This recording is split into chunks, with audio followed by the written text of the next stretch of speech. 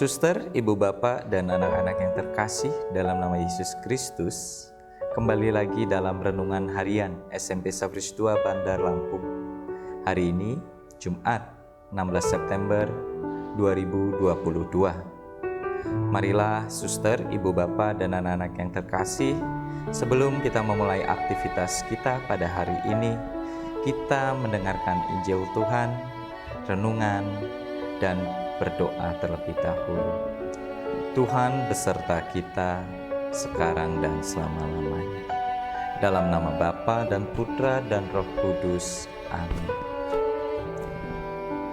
Inilah Injil Tuhan kita Yesus Kristus menurut Lukas. Dimuliakanlah Tuhan.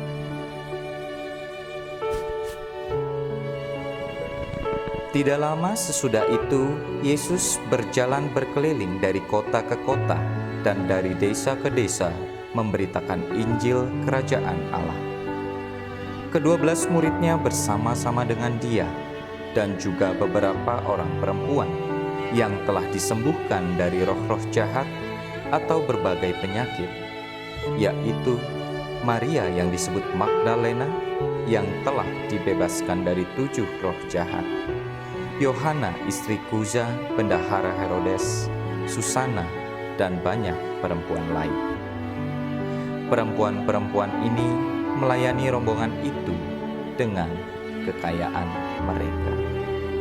Demikianlah Injil Tuhan. Terpujilah Kristus. Suster, ibu bapak, dan anak-anak yang terkasih, untuk memulai renungan pada hari ini, saya akan menyampaikan sebuah cerita. Pada suatu pagi yang cerah, seorang anak bernama Edward yang bersekolah di salah satu sekolah menengah pertama swasta di kota Bandar Lampung diantarkan oleh ayahnya menuju sekolah. Edward sangat semangat sekali untuk menyambut hari yang baru. Pada malam hari, Edward sudah mempersiapkan diri dengan baik karena pada hari tersebut Edward bersama teman-teman satu kelasnya akan menghadapi ulangan. Setibanya di sekolah, Edward langsung menuju kelasnya. Dia duduk dan kembali melanjutkan belajar untuk mempersiapkan diri menghadapi ulangan bahasa Inggris. Ulangan tersebut dilaksanakan pada jam pertama dan kedua, karena memang jadwal pelajaran untuk bahasa Inggris di jam pertama dan kedua. Begitu bel berbunyi, tampaknya Edward agak sedikit kebingungan karena ketika melihat kanan dan kirinya, Edward melihat beberapa bangku kosong. Beberapa temannya, rekan Edward, tidak datang dan Edward bertanya-tanya. Karena biasanya ketika ada jadwal ulangan, anak-anak akan dengan semangat mengikuti dan datang ke sekolah. Tetapi hari itu sangat berbeda sekali. Ketika guru datang dan mempersiapkan membuka pelajaran dengan berdoa, setelah itu guru tersebut menyampaikan bahwa banyak atau beberapa rekan dari Edward itu tidak hadir pada hari tersebut karena pada malam harinya terjadi hujan deras dan rumah mereka kebanjiran. Ketika mendengar hal tersebut, Edward sangat sedih. Dia bertanya-tanya apa yang sedang dilakukan oleh teman-temannya. Dan dengan keadaan tersebut, guru menyampaikan bahwa ulangan akan ditunda di minggu berikutnya. Sepulang sekolah, Edward merenungkan kejadian pagi itu. Dia membayangkan apa yang sedang dialami oleh rekan-rekannya di rumah, karena Edward belum pernah mengalami kejadian tersebut. Edward hidup dengan cukup. Edward selalu dengan mudahnya memenuhi atau mendapatkan apa yang dibutuhkannya. Hingga pada satu titik, Edward keluar dari kamarnya dan menemui ibunya. Edward mengatakan kepada ibunya bahwa dia ingin sekali untuk mengumpulkan uang jajannya, dan Edward ingin memberikan uang jajannya itu untuk teman-temannya yang sedang dilanda musibah atau kebanjiran. Mendengar keinginan atau motivasi dari Edward, ibunya sangat senang sekali dan ibunya merespon, "Oke, baiklah kalau begitu." Ibu juga akan menambahkan sesuatu untuk membantu rekan-rekanmu yang sedang mengalami musibah tersebut. Suster, ibu, bapak, dan anak-anak yang terkasih, cerita tersebut dan juga Injil hari ini mengajarkan kepada kita untuk saling berbagi atau untuk membagikan kasih yang sudah kita dapatkan. Kadang kita tidak menyadari bahwa Tuhan Yesus sudah memberikan kasih itu kepada kita. Namun, kita tidak ingin atau tanpa disadari, kita tidak mau membagikan kasih tersebut kepada mereka. Dalam Injil hari ini dari Santo Lukas juga dikatakan bahwa Yesus berjalan berkeliling dari kota ke kota dan dari desa ke desa memberitakan Injil Kerajaan Allah. Lalu ke-12 murid Yesus menemani Yesus dalam membagikan kabar gembira tersebut. Di samping ke-12 murid Yesus juga ada beberapa perempuan. Perempuan tersebut sebelumnya mengalami gangguan dari roh-roh jahat atau juga mengalami musibah. Perempuan-perempuan tersebut sudah mendapatkan kasih Tuhan. Bagaimana mereka disembuhkan dari roh-roh jahat, seperti Maria yang disebut Magdalena yang telah dibebaskan dari 7 roh jahat.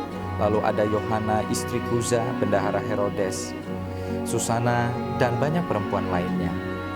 Dan ke-12 murid Yesus juga tentunya sudah merasakan kasih dari Tuhan. Bagaimana dengan kita? Apakah kita sudah menyadari?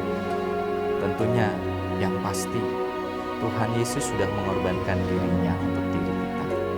Kita diberikan berkat melalui kesehatan, rezeki yang melimpah. Tapi apakah kita sudah membagikan hal-hal tersebut kepada orang-orang di sekitar kita? Berbagi tidak selalu dengan membagikan harta kekayaan. Bisa memberikan perhatian, bisa memberi bantuan. Tapi tentunya saya sendiri pun merasakan kadang kita tidak sadar bahwa kita sudah dikasih Tuhan dan kita tidak mau membagikan kasih yang sudah diberikan Tuhan tersebut. Mari melalui bacaan dan cerita yang saya sampaikan pada hari ini, kita coba merefleksikan diri kita. Yang pertama, apakah kita sudah menyadari berkat dan kasih Tuhan yang kita dapatkan dalam diri kita? Lalu, apakah kita sudah mau membagikan berkat yang kita dapatkan dari Tuhan tersebut kepada orang-orang di sekitar kita? Bukan hanya orang terdekat, bukan hanya teman-teman kita, tetapi kepada siapapun tanpa membedakan.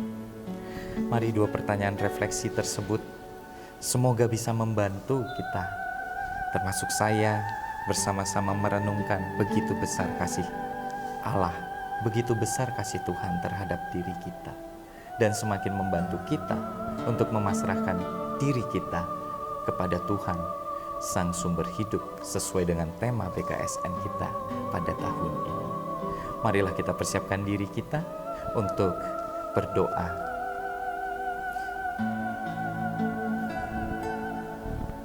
Ya Tuhan yang Maha Rahim, kembali lagi kami bersyukur kepadamu karena berkat yang melimpah yang masih boleh kami rasakan. Kami masih boleh merasakan kesehatan, kami masih diizinkan untuk membuka mata, untuk melaksanakan atau melanjutkan aktivitas kami pada hari ini.